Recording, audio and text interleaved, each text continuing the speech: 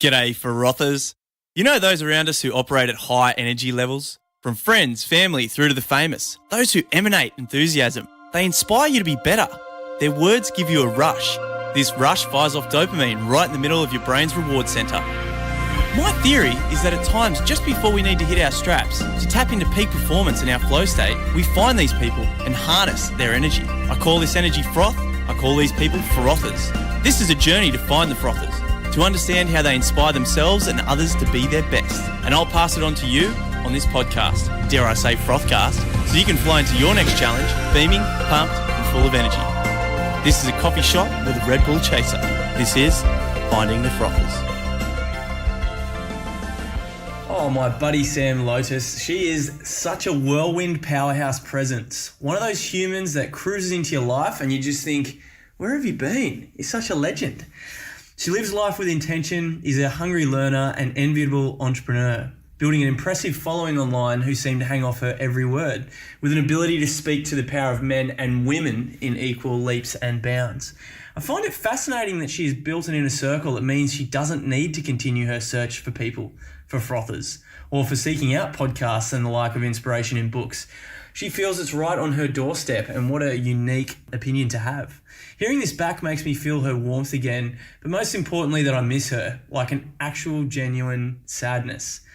But Cry Me a River, Justin Timberlake, it just fires me up to hang out with her again, and I'm frothing to introduce you to her, as I know you'll be inspired to go and explore more of her worldly goodness. We recorded this in full for Sam's community, Real Life But Better. Check it out on Facebook. So I've put that up on YouTube as well. The audio is a little bit distant, but the awesomeness makes up for it. This is a short, sharp, dream-driven taste of the coupled mysticism and inspiration that Sam instills to her many followers and friends. Whoopa Chang, here's my buddy and fast friend, Sam Lotus.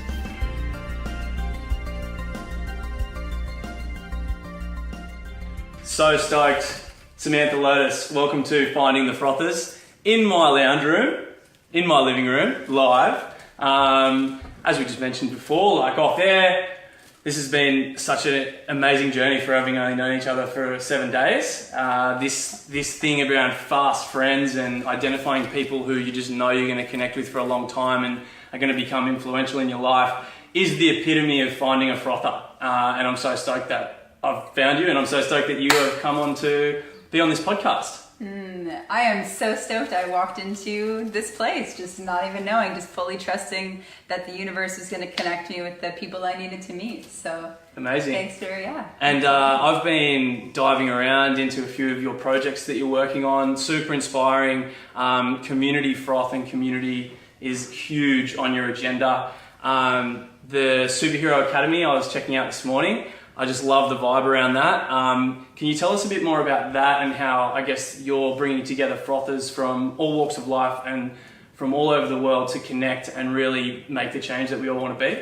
Yeah, totally. Thanks for asking about that. So even people in my community don't know the full spectrum of all of the back end of the things that I've got going on right now. But my personal business, being a coach and a mentor, and then with Real Life But Better, my company, and then SuperHero Academy, the school that I'm also an instructor at, and the mastermind that we've built with Freedom Culture.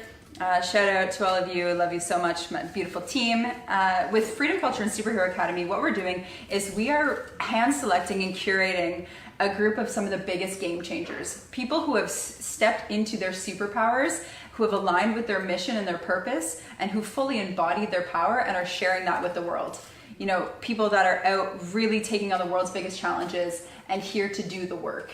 And so why we created this was being a social entrepreneur, being someone who is massively driven to make positive change. Sometimes it can be really isolating. Mm-hmm. It can be super lonely to feel like you're the only person who gives a shit, right? Or the only person that thinks and processes and acts in this kind of aligned way. And so pulling together some of the greatest minds and hearts on the planet to co-create and collaborate has something that has been so healing and powerful for me. And now we're seeing the ripple effect that it's having in our families, our own lives, right? Like you had mentioned, our communities, and now the global collective. Mm-hmm. Beautiful. I love that word collective. Someone described it to me about we can have communities, but we can be born into communities. With a collective, we have the power to access the collectives that we want to be in. So I really love the definition of collective, all about collectives. And you talk about sometimes it can be there's a bit of anxiety that comes with these big challenges that you're taking on. What would you say is your number one process that you do during your day-to-day activity that has you frothing or accessing peak performance? Peak performance, peak froth. Cultivating my inner froth. I love the word froth, by the way. We're bringing it to Canada, eh? Anyone out there, please hashtag froth. We're gonna start using this. It's not staying in Australia or on the surfing plains. Vibes. Yes. Okay, so yeah, my morning mastery, my day mastery, my self mastery is the way that I really need to cultivate it within me before I can cultivate it with, outside of me. And so being extremely intentional. Waking up, first 3 minutes, gratitude. Feeling into what I'm grateful for and allowing that feeling to resonate throughout my body. Recognizing that this life is such a gift and that I get to experience this life and that my life is precious, and so being intentional with what I do with it. And then the next thing, I get up and I do a little bit of stretching. I either do a workout and then meditation, or meditation then workout. Make myself an amazing mushroom cacao drink. Which I tried the other day. Which you tried the other day. Get my essential oils going. And just being aware that this day is precious. Being intentional and making a commitment. All right, I commit to myself today. I commit to my mission today. I commit to my community today. And having vision in heart and mind. And allowing myself to operate from that place. Rather than being scattered with checking my phone and all the things going on and like this and that and the chaos of the world. Really being the eye of the storm and centered in what I'm here to do.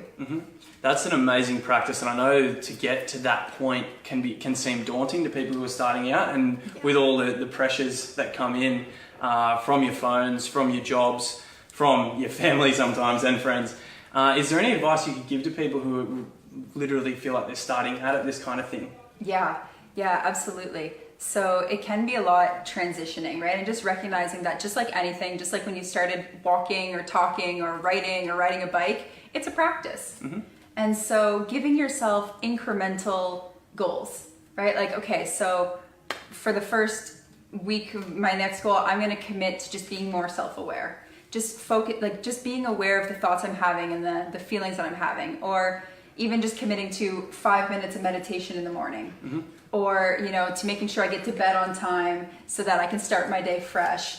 And, just whatever it might be, just deciding that there's going to be like little incremental things that you're doing, little tools that you're picking up, and that you're developing these as the practice. And going easy on yourself, right? It's so easy to want to be like, I'm going to go all in 100%, quit everything, do this, do that. And then you get overwhelmed and kind of break down. And so just seeing it as what's one thing you can do today. Each and every day to get you further along that path. I love the one thing. I'm definitely guilty of haven't been working out for 3 months, and then I'm going to work out every day, sometimes 2 times a day, and then you get halfway through your first week and you kind of give up. So I love incremental steps and constant reflection on those steps, see what's working, what's not too much pressure on yourself, and I love that. Now you have a pretty amazing network. We've been talking about some of the frothers that are in your life. Who would I call these people anchor frothers. So who would you like to give a shout out to an anchor frother that you have access to all the time? Ooh, my anchor frothers. Okay, so it's not just one person. No, you can have multiple. Yep. Okay, so right now I'm really working with feminine healing. It's been quite a while, living most of my life in a very masculine dominant energy, surrounded by amazing men. And yet mostly men. And so right now I'm really working on, like I said, that feminine integration, allowing, receiving, cultivating self-love. And so the biggest shout out goes to my sisters, Rachel, Rochelle, Alex, Amy, Kiera, Kendra, Alicia, just so many. I could name off so many women, but Cherry, women that have just showed up for me as like divine sisters holding space and unconditionally loving me. That for me has been one of my greatest anchors. And then also, Markangelo and Garrett, Aloka and David, the Freedom Culture tribe, and Julian and everyone else really that's in this tribe that are just so nourishing and supporting. And so again, like tribe and community has been the greatest anchor and container for me to really thrive and grow in. Amazing, inspirational. So sometimes it's hard to find the one anchor frother. So my grandma. If there was just one, it would be my grandma. Yeah, at finding the frothers, you can answer with as many answers as you want, and I'm actually really inspired that you have so many, because that's fucking amazing. I'm sorry, am I allowed to swear on your Facebook? Yeah, you can say. Yeah. And this yeah. house right now, I'm in this beautiful, different phase in my life where I just let go of control and I just allowed the universe to guide me. And being in this house with you and Dan and Sammy and Kate and Jackie and Sarah, and just the energy here is a totally different, beautiful container. Amazing. Yeah, I'm so stoked you made your way to Australia and you found us. I'm going to go a little bit left field. We're going to talk a little bit about music. Okay, yeah. We have talked about music. We've been listening to some jams this week already. Who would you say is a musician that is super inspiring to you and allows you to access from? Ooh, yeah, music is so important. And, you know, I feel like Xavier Rudd, I like that Xavier Rudd. Aussie. He's an Aussie. Yeah, Xavier Rudd, the song Follow the Sun has been an anthem in my life for a really long time, especially when I committed to not ever doing winter again in Canada. That song was just like, yeah, follow the sun, you know, and Xavier Rudd and just his mission and who he is and his songs just really permeate my being and nourish me on a cellular level. And now being in Australia, it's just really perfect as well. So amazing. Spirit Bird. Bird. If you don't know the song Spirit Bird by Xavier Rudd, just close your eyes, get a little kumbaya vibe going on, and I love that. And just hook right into all he's been making bangers since I was in high school. So like he's just beautiful human and amazing musician. Actually, one more shout out. Yep. Josiah. He's a part of our tribe. He's a brilliant young musician, just so tuned in, tapped in. His energy is so aligned. And so if anyone hasn't heard of Josiah, definitely go check him out and be inspired by him. Check out Josiah. I might chuck him on the Spotify playlist. Let's do it. He's great. Yeah. Awesome. So just outside of your inner circle, you've got such a powerful inner circle. Is there anyone on your boundary, on your periphery that you are aiming up to meet up with and sort of maybe potentially pull in? Yeah, that's interesting. You know, I don't often draw inspiration from people outside of me. I don't really listen to that many podcasts or read blogs, or I'm kind of like moving away from reading books as well. I just feel like I'm tuning into more of like my divine inspiration. However, the question they were talking about yesterday, if I could sit for a day and just chat like, you know, spirit to spirit with one person, it would be Russell Brand. Russell Brand is just so badass and like tuned in and really aligned, and I just feel he's so brilliant, and I would love to riff off with him. He is, yeah. He's a wordsmith. Sometimes you can get totally lost in a Russell Brand conversation, but you still kind of get what he's talking about, and other times you're like, yeah, right on. Yeah. Like, just understand everything. I think that's kind of a pressure that I've felt as well, especially we were talking about Sam Harris before. Yeah. Sometimes their linguistics you can get lost in it, and you feel like, oh, I'm not enough, I don't understand exactly what he's talking about. Most of the people don't understand with some of these guys who are just mind-blowingly have just the gnarly articulate vibes coming off them. So yeah, I love that. Russell Brand. Let's get him on. Actually, when I was like traveling through South America, I had a bit of a beard and long hair like I do now, and I used to cop Russell Brand all the time. So take that one. Nice, yeah. Bad looking dude. What would be your tactic? So let's say like you want to connect with Russell Brand next month. How would you go about it? Ooh, yeah, if I want to connect with Russell Brand. See, that's something that a few years ago I'd have been like, how would I connect with Russell Brand? But the first thing, if I want to connect with Russell Brand, is in meditation, I would visualize myself sitting with Russell Brand and feeling the feeling of that energy that I would have with him. And then I would kind of try to like reverse engineer it. Just think, well, who would be in his inner circle? Who would be in his outer circle? What events would he be at? Who am I connected to that he might be connected to? And I know I'm connected with Russell Brand and his crew, you know, from 1 degree of separation. So anyone watching this, if you want to hook it up, I'd be super down to sit and riff with Russell Brand. That's totally it. And then just putting it out there, right? Like asking for what you desire. So many of us have these desires, these dreams, these wishes, these aspirations, and we keep it to ourselves, right? Because of fear of rejection or a fear of seeming silly or all of these limiting beliefs that we have. And yet the power and the profundity of just asking for what it is that you desire, it allows the universe to recognize that this is what you desire and to meet you there. And so I am meeting Russell Brand soon. I love it. Yeah. I love it. Give me a date. Give me a date by. Give me a date. Is that too much pressure? No, that's not enough pressure. No, okay. A year from today. In 1 year, I am maybe going on a psychedelic journey with Russell Brand. Woo. Am I allowed to say that publicly on my own page? Yeah. Yeah, of course. Yeah, let's do it. This is a safe space. Well, your page is a safe space. Let's talk about, I know you just said that you weren't, you've kind of stopped reading books, but is there any authors or people who have put stuff out there that's been super inspiring or has helped you access your froth? Again, with that healing and the letting go and the surrender, letting go of deep like trauma and pain and lower vibrations, the book Letting Go, The Pathway to Surrender by David Hawkins has been really, really special for me, very powerful. Kristen Neff's Self-Compassion, Eckhart Tolle, The Power of Now, The Subtle Art of Not Giving a Fuck was really great as well. There have been so many, and yet I feel like what's most resonant with me right now is listening to the messages of my community, listening to what they're going through and watching their journeys on, whether it be on Facebook or Instagram, and following their stories, just recognizing how we're all mirroring one another, right? Even just listening to you and what you're doing, like this feels even more resonant than some of the books that I could read that weren't necessarily as applicable to my present moment. Okay, amazing. And I love this question because I feel like potentially we could co-create this in the future. If you could condense your gifts into one workshop, one concept, what would it be? Okay, I want everyone to think about this. This is a great question. If you could condense your gifts into one workshop, what would it be?